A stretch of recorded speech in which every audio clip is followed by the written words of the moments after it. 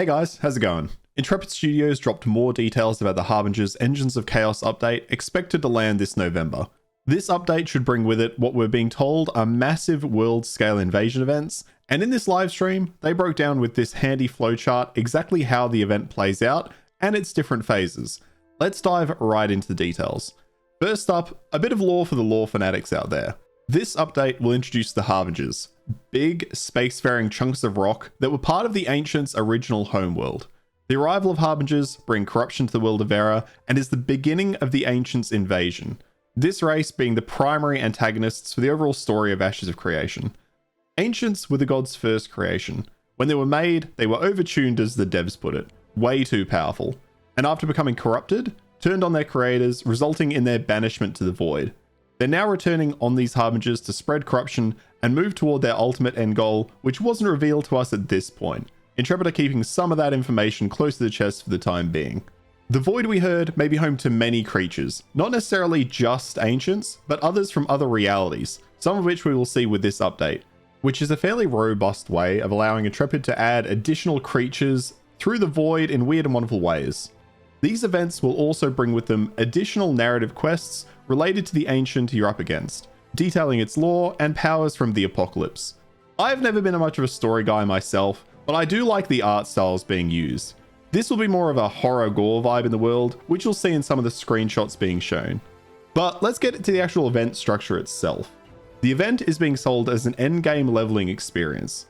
Harbingers arriving in an area will impact on the mobs and resources there, changing them in a variety of ways.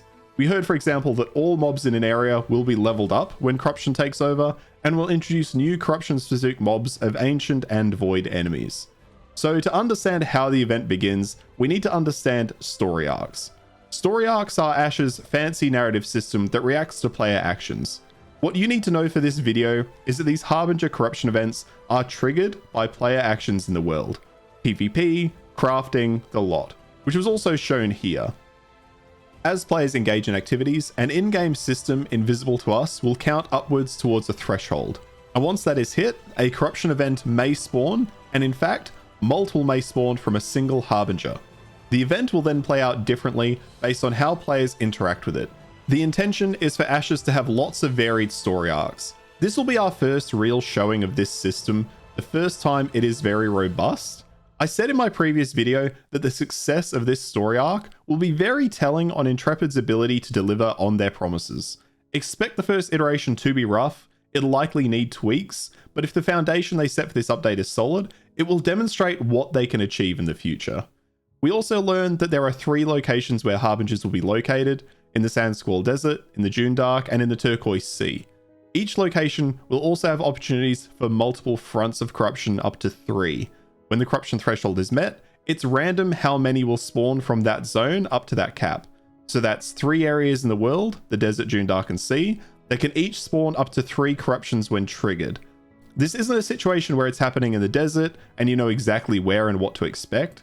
There could be multiple locations in the desert with multiple corrupted locations, splitting player resources.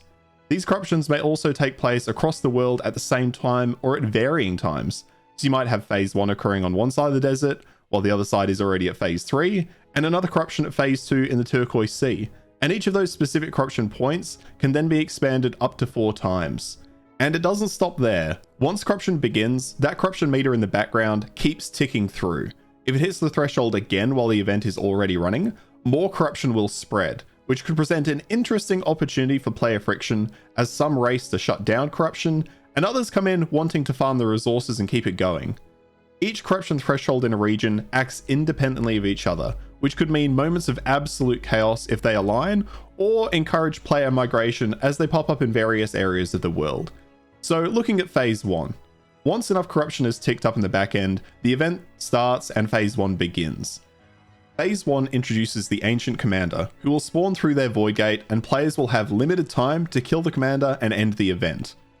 The Commander will be very strong, and we're being told it will require server-wide support. We don't know exactly how many players we'll need. Intrepid are expecting some players to fight against corruption and others to encourage it, so they'll likely balance with that in mind. This phase could occur over a couple of hours too, so players will be limited to who's online and available in an area. But if the corruption continues to spread, The overall Harbinger event itself could take players days or even weeks to address. Phase 1 also results in that area of corruption becoming lawless, which lasts through every phase. This means that PvP is completely open and there is no downside to player killing in a corrupted area. So if players kill the commander, phase 1 ends. The world returns to normal, and that background threshold ticker continues to move along until another comes. We didn't get any indication of how often we can expect these events, partially because it comes down to player actions within zones. If the commander survives through phase 1, we move into phase 2. Phase 2 promotes the corruption into an incursion. This will spawn a forward void gate and void channelers. Like phase 1, you're again on a time limit. You have hours to succeed in phase 2 before it moves on to the next. Your goal here is to kill the void channelers to close the gate and push the corruption back.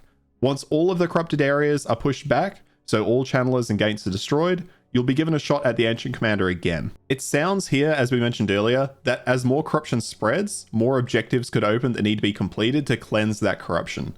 If you are able to kill the channelers, close the gates, and take out the Ancient Commander, again, the process ends, the world resets. Failing to kill the void channelers will promote the corruption to a foothold stage in phase 3, which is the most in-depth phase. Phase 3 is a big step up from the previous two, and will take days for players to address. Phase 3 comes with a number of objectives that deviate from the simple stop the bad guy aspects of phase 1 and 2. To combat a foothold, players will need to come together to build a coalition outpost, which is a small base to help players push back the corruption. It will come kitted out with guards, a respawn point for players, vendors, and the ability to craft infusion crates. Outposts will exist within the foothold location, and players will be expected to bring construction crates to the outpost to successfully build it. This isn't optional. Players will need to build these outposts to gain access to the infusion crates necessary to take down a foothold. Once you've got your outpost up and running, players will then use these new infusion crates to stabilize rootway legions. Now remember, these zones will be full of high-level mobs, and maybe even players or groups of players actively looking to PvP, while they gather rare corruption-specific materials.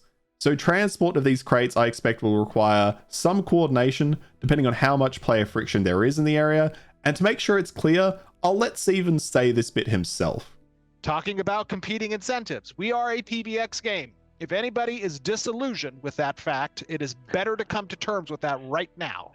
That is what this game's identity includes, which means that there are going to be PvP objectives and there are going to be PvE objectives. And balancing between those two competing aspects is how you succeed in Ashes of Creation.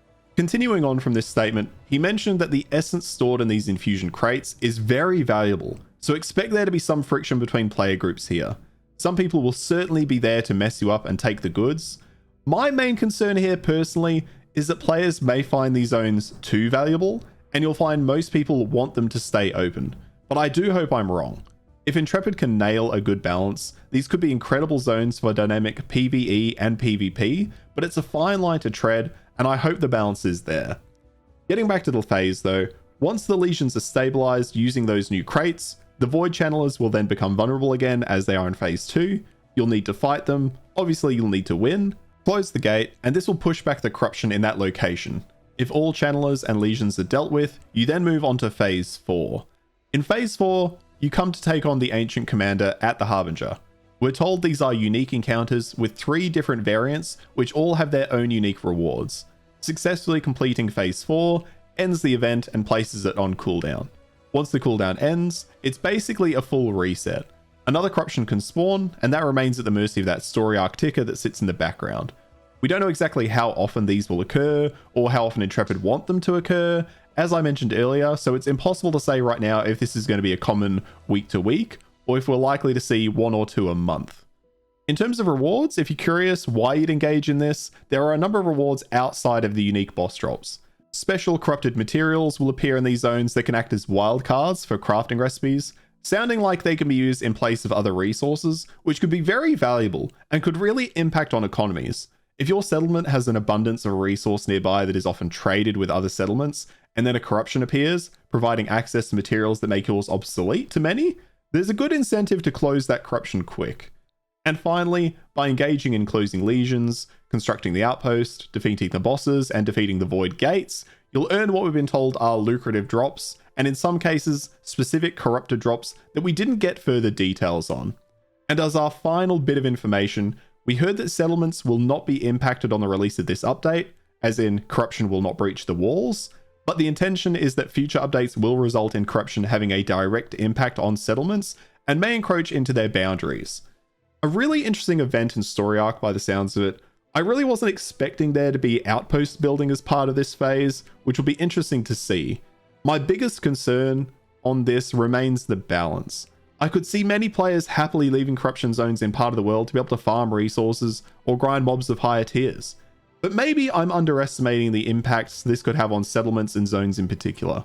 And of course, this is one of many story arcs that will come to the complete game. So what we'll see here is hopefully the start of many good things to come. What do you think of these phases, this event? Do you think it will bring some much needed variety to Ashes? Do you think players will work together? Or are we in for a PvP gankfest? Let me know your thoughts in the comments and I'll catch you down there. Thanks for checking out this video. If you want to support me, you already know how. Hit the like button, sub for more Ashes and variety gaming content, and come hang out in my streams, Tuesday and Thursday, 4 PM Australian Western Standard Time, right here on YouTube and Twitch. Until then guys, have a good one, and I'll see you next time. Cheers.